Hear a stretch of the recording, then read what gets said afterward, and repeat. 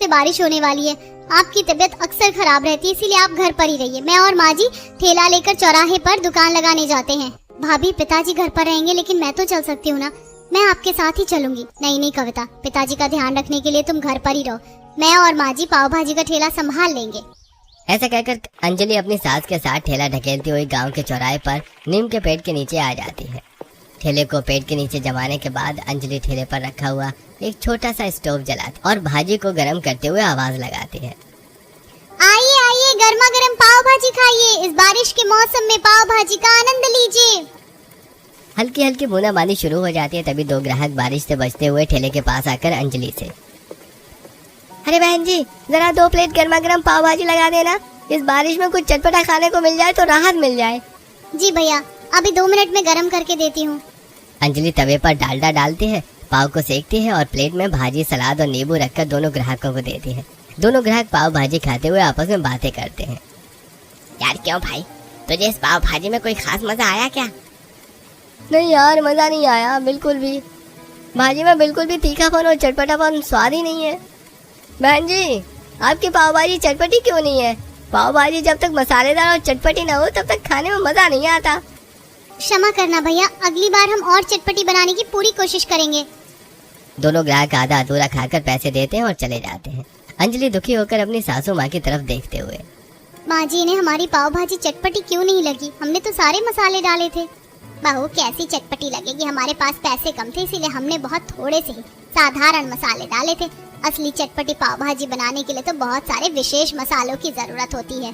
तो फिर ऐसे में हमारी ये दुकान कैसे चलेगी माँ जी? अगर ग्राहक खुश नहीं होंगे तो दोबारा कौन आएगा?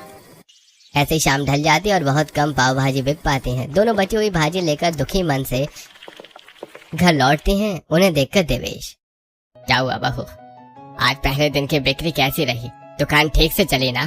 क्या बताएं आपको, बहुत ही कम पाव भाजी बिक पाई। जो 2-4 ग्राहक आए थे वो कह रहे थे कि भाजी चटपटी नहीं है। अब हमारे पास इतने पैसे कहाँ कि हम महंगे और चटपटे मसाले खरीद सके।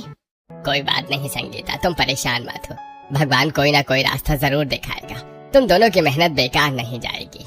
माँ, मुझे तो बहुत तेजी से भूख लगी है। यदि आप पाव भाजी बचा कर लाई हो तो चलो आज हम वही खा लेते हैं। इसी बहाने हम भी पाव भाजी खा लेंगे। हाँ मेरी प्यारी ननद, तुम क्यों चिंता करती हो? आज हम सब पाव भाजी ही खाएंगे। उसके बाद अंजलि बची हुई पाव भाजी सभी लोगों को परोस देती है। सभी लोग पाव भाजी खाने लगते हैं। पाव भाजी खाते हुए अंजलि अपनी सास से, माँ जी, आप ही बताइए कि इस पाव भाजी को असली चटपटी और मसालेदार बनाने के लिए हमें क्या क्या करना पड़ेगा? बेटा, पाव भाजी को चटपटा बनाने के लिए भुना हुआ धनिया, जावित्री, बड़ी इलायची, छोटी इलायची, लौंग और दालचीनी को भूनकर पीसना पड़ता है और पाव को भी शुद्ध घी में सेकना पड़ता है। ऊपर से किशमिश और काजू से गार्निश करना पड़ता है। इसके लिए तो बहुत सारे पैसों की जरूरत पड़ेगी। पता नहीं हमारी पाव भाजी कभी बिक पाएगी भी या नहीं। सब लोग चुपचाप बची हुई पाव भाजी खाते हैं और उम्मीद हार कर सोने चले जाते हैं।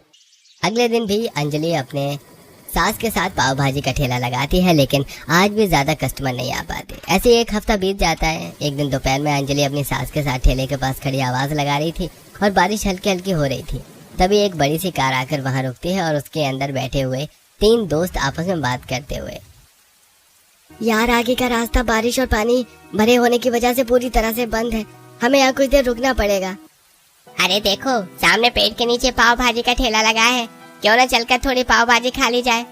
हाँ चलो, इस मौसम में गरम गरम पाव भाजी खाना सही रहेगा। तीनों दोस्त कार से उतरकर ठेले के पास आते हैं। जैसे ही सिद्धार्थ की नजर अंजलि पर पड़ती है वो एकदम चौंक जाता है। अंजलि भी उसे देखकर दंग रह जाती है। तुम यहाँ इस ठेले पर? बेटा, क्या आप मेरी बहू को जानते हैं? अरे नहीं माँ जी, मैं शायद किसी और को समझ बैठा, माफ कीजिएगा। ये इंसान यहाँ क्यों आ गया? मैं तो इसकी सूरत भी नहीं देखना चाहती। पता नहीं क्यों भगवान इसे बार बार मेरे सामने ले आते हैं।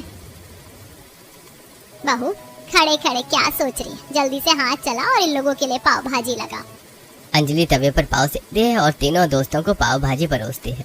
तीनों दोस्त पाव भाजी खाने लगते हैं। पाव भाजी खाते हुए कुशल सिद्धार्थ से, अरे चाची जी, क्या आपकी ये पाव भाजी गांव में ठीक से बिक जाती है? हाँ बेटा, थोड़ी बहुत बिक जाती है, जिससे बस रोटी का गुजारा हो जाता है। अरे चाची जी, ज्यादा कैसे बिकेगी? आपकी भाजी बिल्कुल भी चटपटी नहीं है। अगर आप इसमें थोड़े अच्छे मसाले डालकर इसे चटपटी बनाएंगे तो इसकी खुशबू से ही लोग खींचे चले आएंगे। बेटा चाहती तो मैं भी यही हूँ कि खूब चटपटी पाव भाजी बनाऊं, लेकिन हमारी गरीबी ऐसी है कि हमारे पास अच्छे और महंगे मसाले खरीदने के पैसे ही नहीं हैं, इसीलिए जैसे तैसे सादी भाजी बना लेते हैं। तीनों दोस्त पाव भाजी खत्म करते हैं। फिर सिद्धार्थ अपनी जेब से 500 रुपए के नोट को निकालता है और संगीता के हाथ में देते हुए, माँ जी ये कुछ पैसे रखिए, इनसे आप अपनी पाव भाजी के लिए अच्छे और चटपटे मसाले खरीद लीजिएगा।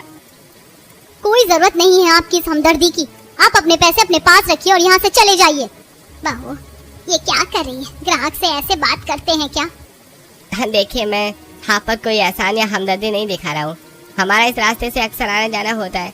अगर आप चटपटी पाव भाजी बनाएंगे तो हम हर बार यहाँ रुक कर खाएंगे, इसलिए इसे एडवांस समझ कर रख लीजिए। सिद्धार्थ जबरदस्ती पैसे संगीता की हथेली पर रखता है और अपने दोस्तों के साथ कार में बैठकर चला जाता है। सिद्धार्थ के जाने के बाद अंजलि गुस्से में अपनी सासू माँ से, माँ जी आपने उस अजनबी से पैसे क्यों लिए? मुझे किसी की दया या मदद पसंद नहीं है। बहू तो इतनी छोटी सी बात पर इतना गुस्सा क्यों हो रही है? उसने खुद कहा कि वो ग्राहक के तौर पर एडवांस पैसे दे रहा है। और फिर जरा सोच, तेरे ससुर की दवाइयाँ खत्म है, कविता की शादी सिर पर है। अगर इन पैसों से हम अच्छी और चटपटी पाव भाजी बनाकर बेचने लगेंगे तो हमारे परिवार का ही भला होगा ना, हम बाद में उसके पैसे लौटा देंगे। ठीक है माँ जी, जैसी आपकी मर्जी। थोड़ी देर बाद शाम हो जाती है। झमाझम बारिश फिर से शुरू हो जाती है। अंजलि अपनी सास के साथ अपना ठेला समेटती है और घर वापस आ जाती है। अगले दिन संगीता अंजलि से, चल बहू आज शहर के मॉल से सारे बढ़िया मसाले जावित्री, लौंग, देसी घी और काजू किशमिश ले आते हैं। हाँ माँ आज अच्छे और चटपटे मसाले ले आइए ताकि हमारी पाव भाजी अच्छी और चटपटी बन जाए, फिर देखना हमारी पाव भाजी खूब बिकेगी। संगीता और अंजलि बस में बैठकर शहर के लिए निकल पड़ती हैं। शहर पहुंचकर वो एक बड़े मॉल में पहुंचते हैं। मॉल के किराना सेक्शन में सामान खरीदती हैं। संगीता कुछ और मसाले निकलवाने लगती है और अंजलि थोड़ा और आगे बढ़कर मॉल की चीजें देखने लगती है। तभी अंजलि को उसकी पुरानी सहेली अदिति मिल जाती है। अदिति और अंजलि आपस में बातें करते हुए, अंजलि तू यहाँ? यार मुझे बहुत दुख हुआ जब मुझे पता चला कि तेरे पति की एक भयानक एक्सीडेंट में मौत हो गई। एक्सीडेंट था या किसी की सोची समझी हत्या, ये तो बस भगवान ही जानता है अदिति। क्या तू ये क्या कह रही है अंजलि? छोड़ अब उन पुरानी बातों को, जो होना था वो हो गया। अंजलि तू अभी बहुत जवान है, अपनी पूरी जिंदगी यूं अकेले कैसे काटेगी? तुझे दूसरी शादी कर लेनी चाहिए। नहीं अदिति, मैं अपने पति की यादों के सहारे ही पूरा जीवन बिता लूंगी, मुझे अब कभी दूसरी शादी नहीं करनी। अच्छा अब मैं चलती हूँ। अंजलि और संगीता मॉल से झोला भरकर सारे चटपटे मसाले और घी लेकर घर लौटते हैं। घर में कविता और देवेश उनका इंतजार कर रहे हैं। वाह भाभी आप तो बहुत सारा सामान ले आई हैं। वो बाबूजी कितने अच्छे थे ना, जिन्होंने हमारी इतनी मदद की। कोई अच्छा बच्चा नहीं है, तू चुपचाप रसोई में चल और भाजी बनाने में मदद कर। सभी लोग रसोई में जाते हैं। रसोई में पूरा परिवार मिलकर काम करने लगता है। देवेश लहसुन छील रहे हैं, संगीता कढ़ाई में देसी घी डाल रही है, अंजलि सिलबट्टे पर जावित्री, लौंग और भुना धनिया पीस रही है और कविता प्याज टमाटर काट रही है। चारों तरफ मसालों की भीनी भीनी खुशबू फैल जाती है। माँ जी भाजी बनकर तैयार है और ऊपर से मैंने इसमें काजू और किशमिश भी डाल दिए। ला बहू जरा चख कर देखें। अंजलि थोड़ी थोड़ी पाव भाजी सबको परोस देते हैं। पाव भाजी चखकर संगीता खुश होते हुए, वाह बहू आज तो सचमुच बहुत ही चटपटी और स्वादिष्ट पाव भाजी बनी है, देखना आज ग्राहक उंगलियां चाटते रह जाएंगे।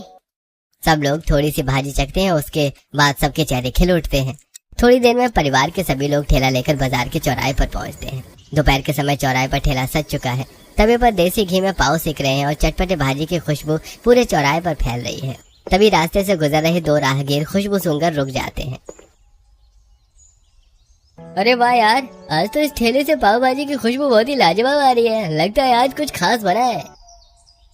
हाँ भाई, खुशबू से मुंह में पानी आ रहा है। चल 2 प्लेट लगवाते हैं। दोनों ग्राहक ठेले के पास जाते हैं और अंजलि उन्हें गर्मा गर्म चटपटी पाव भाजी परोसती है। पाव भाजी खाकर माधव, अरे बहन जी क्या भाजी बनाई है आपने, एकदम चटपटी मसालेदार और जायकेदार, मजा आ गया। बिल्कुल भाई, शहर के बड़े होटलों जैसी चटपटी पाव भाजी है। अब तो हम रोज यहीं खाने आएंगे। देखते ही देखते खुशबू से खिंचाई चले आए लोगों की ठेले पर भारी भीड़ जमा हो जाती है। अंजलि और संगीता खुशी खुशी सबको पाव भाजी परोसने लगते हैं।